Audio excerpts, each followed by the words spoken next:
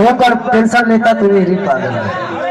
आइए दोस्तों, आप लोग बीच में लड़की के प्यार में कहना चाहूंगा कि प्रेम का वादन के मुकर के लगा तेरी घर जाएगी दोस्तों। ऐसा लगी के चक्कर में प्यार के लेना आजकल बहुत प्यार देखा था तेजी से बरकरार होकर जाता है। तो ऐसा लगी से प्यार करने प्रेम का वादन के मुकर गई, आग लगा तेरे घर जाए गई। वही में हमारे मौसी रहा, वो होता चार के मर गए दोस्तों। ऐसा होता है, प्यार नहीं करना चाहिए।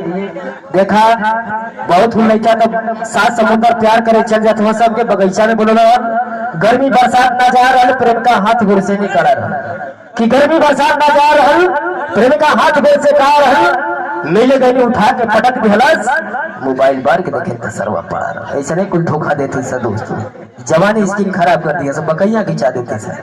लेकिन बेटा देखा इतना मत अच्छा न अच्छा छाइल भुला जेबू, इतना मत धधान तो धधाई भुला जेबू हो यहाँ का दो चार गो वेटर मिलते ऐसा इस्तेमाल करेंगे, विश्वास करें। चलिए आइए आप लोग बीच में ज्वाला एंटरटेनमेंट नाइट शो बना तरह से चावल हीरोइन के लिए इस्तेमाल करेंगे। चलिए आइए मैं चाहूंगा और मनोज जी उनके तरफ से बहुत बड़ा पुरस्कार थोड़ा सा और नाम आया था